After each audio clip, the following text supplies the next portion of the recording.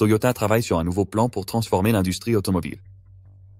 Ce précurseur veut être une entreprise qui va au-delà du simple fait de gagner de l'argent en vendant des voitures. La société mondialement reconnue a récemment partagé certaines de ses nouvelles idées sur la façon d'y parvenir. Alors que les voitures électriques représentent la dernière innovation, le PDG de Toyota a franchi une étape audacieuse en annonçant une nouvelle voiture alimentée par l'eau. Ce véhicule spectaculaire fonctionne avec un moteur qui n'a besoin ni d'électricité ni d'essence pour marcher. Toyota peut-elle vraiment réaliser une innovation aussi incroyable, et est-il vrai que le moteur fonctionne à l'eau? Restez avec nous pour le découvrir, car nous allons révéler ce que Toyota cache et ce que les médias ne vous disent pas sur cette technologie. Mais avant de commencer, n'oubliez pas d'aimer cette vidéo et de vous abonner à la chaîne. Lors d'une récente réunion technique au Japon, Hiroki Nakajima, vice-président exécutif et directeur de la technologie de Toyota, a expliqué comment Toyota compte utiliser la technologie pour concrétiser son nouveau plan.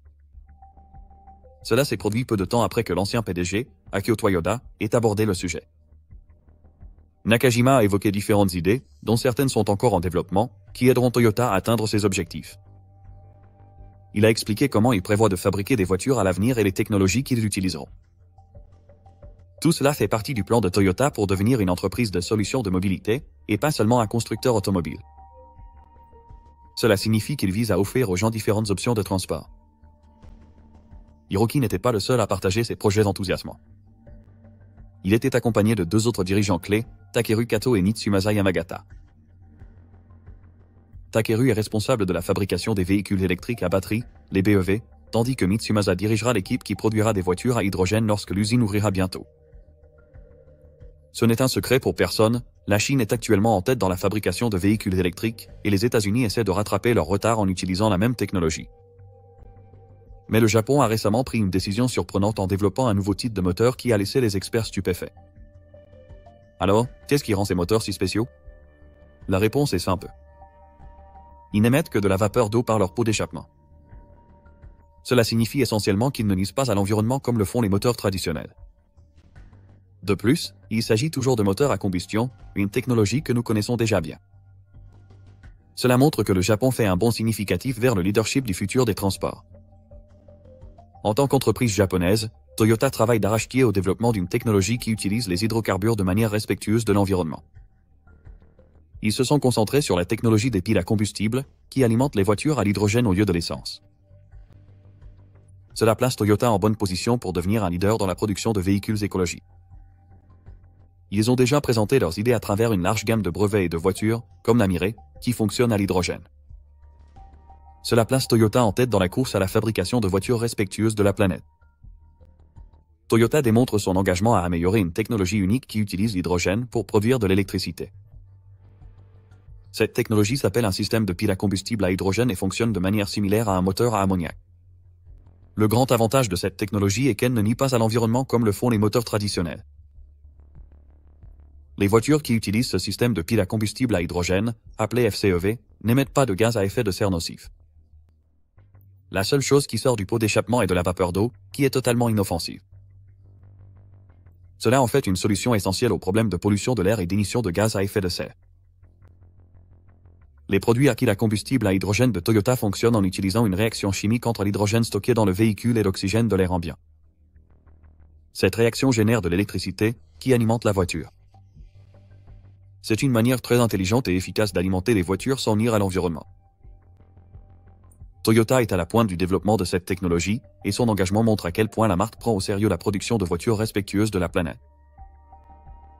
En utilisant la technologie des piles à combustible à hydrogène, Toyota contribue à réduire la pollution de l'air et les émissions de gaz à effet de serre. Le moteur possède un composant spécial appelé électrolyseur. Ce composant prend de l'eau et utilise un procédé appelé électrolyse pour séparer les molécules d'eau en deux parties distinctes, l'hydrogène et l'oxygène. L'eau est composée de deux atomes d'hydrogène et d'un atome d'oxygène liés ensemble. L'électrolyseur utilise de l'électricité pour séparer ces atomes. Un courant électrique est envoyé à travers deux pièces métalliques spéciales appelées électrodes. Ces électrodes sont placées dans l'eau, et lorsque l'électricité les traverse, cela provoque la séparation des molécules d'eau. Les atomes d'hydrogène sont attirés par l'une des électrodes, et les atomes d'oxygène sont attirés par l'autre. Cela signifie que l'hydrogène et l'oxygène sont séparés. L'électrode qui attire l'hydrogène s'appelle l'électrode négative, cathode. De l'autre côté, l'oxygène est attiré par l'électrode positive, ou anode. Lorsque l'électricité circule à travers les électrodes, elle fait migrer les atomes d'hydrogène vers la cathode et les atomes d'oxygène vers l'anode. Ce procédé est très efficace et sûr. Il ne nécessite pas beaucoup d'énergie pour fonctionner et ne produit aucun sous-produit nocif. La seule chose qui sort de l'électrolyseur, c'est de l'hydrogène et de l'oxygène. L'hydrogène peut ensuite être utilisé comme carburant pour le moteur. L'un des plus grands avantages de ce procédé, c'est qu'il ne nécessite pas d'un grand réservoir lourd pour stocker l'hydrogène. L'électrolyseur peut produire de l'hydrogène à la demande, il n'est donc pas nécessaire de le stocker à l'avance. Cela rend le moteur beaucoup plus léger et plus efficace. Le moteur a besoin de quelques modifications spéciales pour fonctionner à l'hydrogène au lieu de l'essence ou du diesel. L'un des principaux changements concerne les injecteurs de carburant. Ce sont les pièces qui pulvérisent le carburant dans le moteur, afin qu'il puisse brûler et alimenter le moteur. Comme l'hydrogène est un type de carburant différent, les injecteurs doivent être adaptés pour l'injecter correctement dans le moteur. Mais ce n'est pas tout. D'autres parties du moteur doivent également être modifiées pour fonctionner avec l'hydrogène. Par exemple, le bloc moteur et la culasse doivent être renforcés pour supporter la haute pression du carburant hydrogène. Le moteur a aussi besoin de soupapes et de bougies d'allumage spéciales pour fonctionner efficacement et en toute sécurité. Cependant, même avec ces modifications, le moteur offre des avantages environnementaux vraiment impressionnants. L'un des aspects les plus importants est qu'il produit presque aucune émission, ce qui signifie qu'il ne libère pas de polluants nocifs dans l'air comme les moteurs traditionnels. Ce moteur ne produit pas de dioxyde de carbone, d'oxyde d'azote, ni de particules nocives pour la santé humaine et l'environnement. Le moteur est également plus pratique et économique que les moteurs traditionnels. L'une des principales raisons à cela est qu'il ne nécessite que de l'eau pour faire le plein. Cela signifie que vous n'avez pas besoin d'aller à une station-service pour faire le plein d'essence ou de diesel. À la place, il suffit simplement de le remplir avec de l'eau, ce qui est bien moins cher et beaucoup plus abondant. Cela réduit également le besoin d'extraire du pétrole, un procédé nocif et polluant. En réduisant la demande de pétrole, le moteur limite aussi l'utilisation des combustibles fossiles à des secteurs spécifiques, comme l'aviation et l'industrie lourde. C'est important car les combustibles fossiles sont une source majeure d'émissions de gaz à effet de serre qui contribuent au changement climatique. En réduisant notre dépendance aux combustibles fossiles, nous pouvons contribuer à ralentir le changement climatique et à créer un avenir plus durable. Si beaucoup de gens commencent à utiliser ce moteur, cela pourrait entraîner une réduction significative du besoin d'extraire des métaux rares de la Terre. Les métaux rares sont utilisés dans de nombreuses technologies, y compris les systèmes électroniques et d'énergie renouvelable, mais leur extraction de la Terre peut être très nuisible à l'environnement car elle peut polluer le sol, l'eau, l'air, et même nuire aux personnes vivant à proximité. Le processus d'extraction des métaux rares est souvent dangereux et destructeur, car il implique de creuser profondément dans la Terre, ce qui peut provoquer des glissements de terrain et d'autres accidents. Les produits chimiques utilisés lors du processus d'extraction peuvent également s'infiltrer dans l'environnement et causer des dégâts. En réduisant le besoin d'extraire des métaux rares, ce moteur peut aider à minimiser ces effets néfastes. Le moteur à eau de Toyota est également meilleur que d'autres types de moteurs à hydrogène, comme les véhicules à pile à combustible à hydrogène, ou FCV. L'une des principales raisons est que stocker de l'eau est beaucoup plus facile et moins cher que de stocker de l'hydrogène. L'hydrogène est un gaz, il doit donc être stocké dans des réservoirs spéciaux capables de résister à une forte pression. Ces réservoirs sont très coûteux, lourds, et peuvent même fuir, ce qui peut être dangereux. L'eau, en revanche, est un liquide, donc elle est beaucoup plus facile à stocker. Elle n'a pas besoin de réservoirs spéciaux ni de haute pression, ce qui la rend bien plus sûre et pratique. Cela signifie que le moteur peut être utilisé dans de nombreuses situations différentes, des petites voitures aux gros camions, et même dans les centrales électriques. Sa simplicité et sa sécurité en font une option bien plus viable que d'autres types de moteurs. Et il y a encore beaucoup d'autres aspects intéressants dans la technologie de ce moteur. Il devient même compétitif. La supériorité de cette alternative par rapport aux autres moteurs signifie aussi qu'elle peut aider à réduire notre dépendance aux combustibles fossiles et à minimiser les émissions nocives. En utilisant l'eau comme carburant, le moteur ne produit aucun polluant ni gaz à effet de serre qui contribue au changement climatique. Cela en fait une option plus durable pour le transport et la production d'énergie.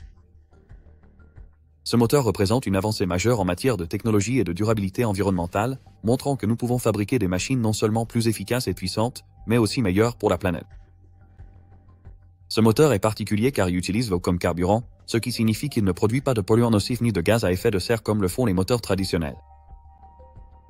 Cette innovation est importante non seulement en raison de ses avancées technologiques, mais aussi parce qu'elle montre que nous pouvons donner la priorité aux préoccupations environnementales sans sacrifier la performance. Ce moteur est un excellent exemple de la façon dont nous pouvons utiliser la science et l'ingénierie pour créer des solutions qui profitent à la fois aux gens et à la planète. La conception durable de ce moteur en fait un véritable bouleversement pour l'environnement. En utilisant l'eau comme carburant, il réduit notre dépendance aux combustibles fossiles et minimise les émissions nocives. Cela signifie que nous pourrons avoir des moyens de transport et de production d'énergie sans contribuer au changement climatique ni à la pollution de l'air. C'est un grand pas vers la création d'un avenir plus durable pour tous. Les avancées technologiques de ce moteur le rendent également plus efficace et plus pratique. Il possède une conception plus simple et nécessite moins d'entretien que les moteurs traditionnels. Cela signifie qu'il peut être utilisé dans de nombreuses situations différentes, des petites voitures aux gros camions, et même dans les centrales électriques. Sa polyvalence et sa durabilité en font une option bien meilleure que les moteurs traditionnels. L'innovation derrière ce moteur est un excellent exemple de la façon dont la technologie et les préoccupations environnementales peuvent s'unir pour créer quelque chose d'extraordinaire. Cela montre que nous n'avons pas à choisir entre le progrès et la durabilité. Nous pouvons avoir les deux. Ce moteur a le potentiel de devenir une étape historique pour l'industrie automobile. Il pourrait être l'élan dont le secteur a besoin pour se réinventer et avancer vers un avenir plus durable. Pendant longtemps, l'industrie s'est concentrée sur la fabrication de voitures plus rapides, plus puissantes et plus luxueuses, mais pas forcément plus écologiques. Avec le moteur à eau, Toyota montre qu'il est possible de fabriquer des voitures à la fois performantes et respectueuses de l'environnement. Mais Toyota n'a pas été le premier à tenter de réaliser cet exploit. Jetant un œil à quelques tentatives antérieures avant les avancées du constructeur japonais dans la fabrication de voitures fonctionnant uniquement à l'eau. La controversée voiture à eau de Genepax. En 2008, la société japonaise Genepax a soudainement annoncé qu'elle avait créé une voiture capable de fonctionner à l'eau au lieu de l'essence ou du diesel. Cela a fait sensation, car cela pourrait représenter un moyen moins cher et plus écologique d'alimenter les voitures. L'entreprise affirmait avoir mis au point un système spécial capable d'extraire de l'énergie à partir de l'eau, qui était ensuite utilisée pour faire fonctionner la voiture. Ils l'ont appelé la voiture à eau. Le système utilisait un générateur spécial pour séparer la molécule d'eau en hydrogène et en oxygène, puis utilisait l'hydrogène comme carburant. Cependant, certains experts ont examiné la question de plus près et se sont rendus compte que le système n'était pas exactement ce qu'il semblait être. Ils ont découvert que la voiture utilisait en réalité un matériau spécial appelé hydrure métallique pour produire de l'énergie. Cela signifiait que la voiture ne fonctionnait pas uniquement à l'eau. Certaines personnes doutaient des affirmations de Genepax, et l'entreprise n'a jamais publié de preuves scientifiques pour étayer ces déclarations. Il y avait beaucoup de négativité de la part des scientifiques et des concurrents, qui ont présenté des arguments convaincants contre Genepax. Par exemple, certains scientifiques ont rappelé qu'il est impossible d'obtenir de l'énergie uniquement à partir de l'eau, selon ce que nous savons de la physique. Ils ont expliqué que l'eau est une substance très stable. C'est l'un des éléments de base, et ces molécules sont maintenues ensemble par des liaisons solides. Cela signifie qu'il faut de l'énergie pour casser ces liaisons et séparer l'eau en ses deux composants, l'hydrogène et l'oxygène. C'est un peu comme essayer de casser un morceau de bois solide. Il faut utiliser beaucoup de force pour la fendre en deux. Ces scientifiques ont également souligné que l'eau est la forme la plus stable de l'hydrogène et de l'oxygène, donc on ne peut pas obtenir d'énergie en transformant l'eau en autre chose. L'énergie est déjà enfermée dans les molécules d'eau et il faut en ajouter davantage pour les séparer. Donc malheureusement, selon les lois de la physique, il n'est pas possible d'extraire de l'énergie de l'eau seule. Beaucoup d'idées de voitures fonctionnant à l'eau utilisent un procédé appelé électrolyse pour séparer l'eau en hydrogène et en oxygène. Ensuite, ils recombinent ces éléments pour libérer de l'énergie. Mais il y a un problème avec cette approche. La première loi de la thermodynamique dit que l'énergie nécessaire pour séparer les molécules d'eau sera toujours la même que celle libérée lorsqu'elles sont recombinées. Et la deuxième loi de la thermodynamique aggrave encore les choses pour Genepax. Elle dit que lorsque vous convertissez de l'énergie d'une forme à une autre, une partie de cette énergie sera toujours perdue. Cela signifie que même si vous parvenez à séparer les molécules d'eau puis à les réunir, la quantité d'énergie utile que vous obtiendrez de ce système sera toujours inférieure à l'énergie que vous aurez dû y consacrer. Certains critiques ont également évoqué l'histoire controversée de Stanley Meyer, qui a fait la une des journaux dans les années 1980 avec son affirmation extraordinaire d'avoir construit un véhicule fonctionnant à l'eau. Les explications de Meyer sur le fonctionnement de son invention étaient incohérentes et soulevaient plus de questions qu'elles n'apportaient de réponses. Parfois, il disait avoir remplacé les bougies d'allumage par un séparateur d'eau, tandis qu'à d'autres moments, il décrivait une pile à combustible qui séparait l'eau en hydrogène et en oxygène. Il affirmait que cette pile à combustible utilisait la résonance électrique pour séparer l'eau, qui était ensuite brûlée dans le moteur pour produire de l'énergie. Cela ressemblait à une idée révolutionnaire, mais malheureusement, elle n'a jamais été étayée par des preuves solides. Les affirmations de Meyer n'ont jamais été vérifiées par des experts indépendants, et son histoire s'est mal terminée. En 1996, il a été reconnu coupable de fraude par un tribunal de l'Ohio, ce qui signifie que ses affirmations ont été jugées fausses et trompeuses. Les critiques disaient que Genepax faisait la même chose que Stanley Meyer, c'est-à-dire tromper les gens, et Stanley Meyer n'était pas le seul à avoir prétendu avoir fabriqué des voitures fonctionnant à l'eau avant Toyota. Une entreprise appelée Hydrogen Technology Application a développé un appareil nommé Aquagen en 2002, qui était censé séparer l'eau en gaz hydrogène et oxygène. Au départ, ils avaient l'intention d'utiliser cette technologie comme une alternative plus sûre au soudage à l'oxyacétylène, mais ils ont rapidement fait des déclarations audacieuses selon lesquelles leur appareil pouvait faire fonctionner une voiture uniquement avec de l'eau. Ils ont élaboré des théories complexes pour expliquer le fonctionnement, notamment des concepts appelés manière à gaz et manière molécule, mais ces idées n'étaient pas étayées par des preuves scientifiques. Le fondateur de l'entreprise, Denny Klein, a même affirmé qu'ils étaient en négociation avec un grand constructeur automobile et le gouvernement américain pour utiliser leur technologie dans les Hummer SUV. Cela aurait signifié un changement majeur dans la façon dont les voitures sont alimentées, et il n'est pas étonnant que les gens aient été à la fois enthousiastes et sceptiques quant à la véracité de ces affirmations. Avec le temps, il est devenu évident que ces affirmations étaient exagérées. L'entreprise ne prétend plus que leur appareil peut faire fonctionner une voiture uniquement à l'eau. À la place, ils commercialisent désormais leur technologie comme un moyen de rendre les voitures plus économes en carburant en utilisant des techniques Aquagen pour améliorer le carburant à hydrogène. Cela signifie qu'il ne s'agit pas d'une voiture fonctionnant à l'eau, mais plutôt d'un moyen de réduire la consommation de carburant des voitures. De plus, en 2002, une entreprise appelée Genesis World Energy a fait une grande annonce. Il affirmait avoir mis au point un appareil capable d'extraire de l'énergie de l'eau en la séparant en hydrogène et en oxygène, puis en les recombinant. Cela semblait être une idée révolutionnaire, et les investisseurs étaient impatients de participer. L'entreprise affirmait que son appareil était prêt pour le marché et elle a commencé à collecter de l'argent auprès des investisseurs, mais quelque chose de louche se passait. Malgré l'immense popularité, aucun des appareils n'a jamais été commercialisé. Il semblait que l'entreprise s'intéressait davantage à prendre l'argent des gens qu'à développer un produit fonctionnel.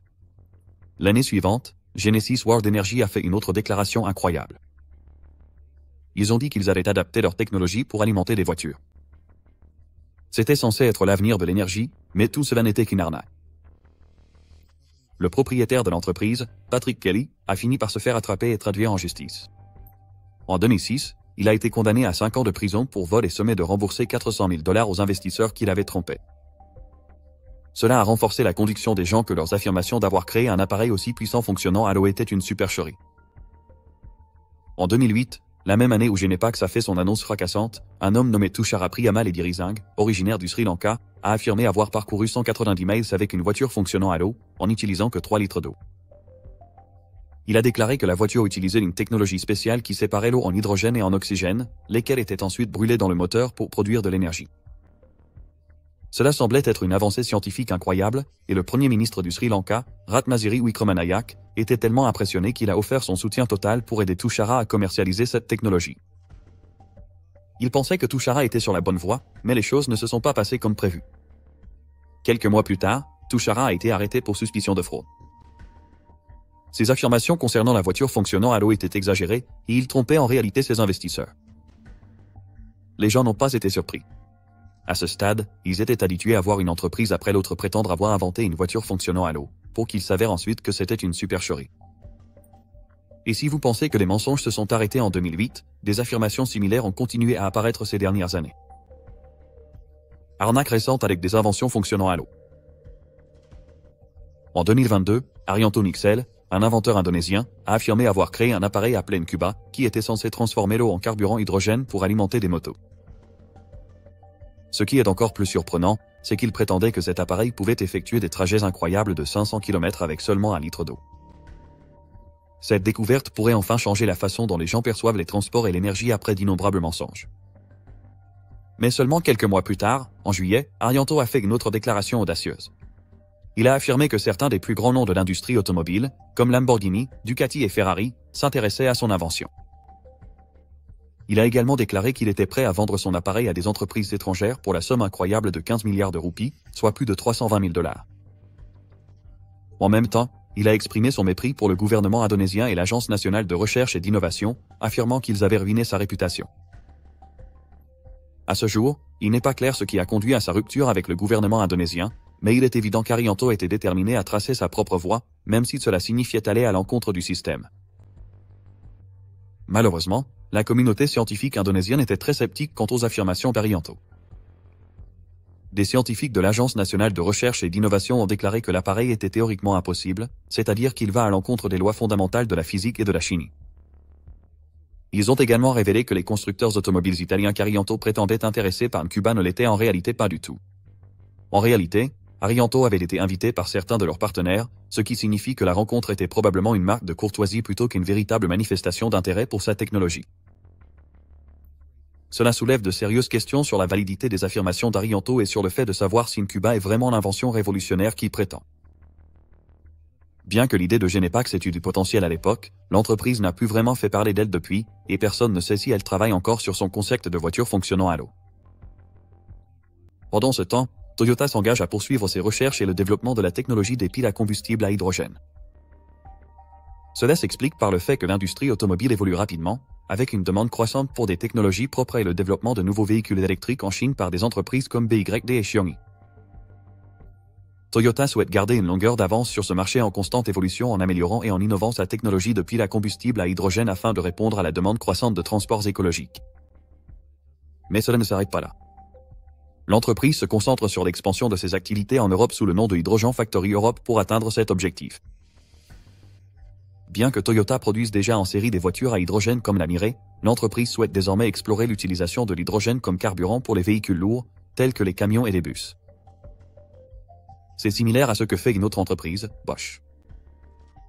Toyota utilise sa technologie spéciale de piles à combustible dans de nombreux domaines différents, comme les poids lourds et les bus, les trains, les bateaux, et même la production d'électricité.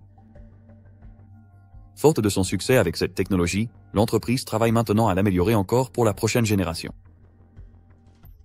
Toyota veut qu'elle dure plus longtemps, qu'elle aille plus loin et qu'elle soit plus abordable pour les consommateurs.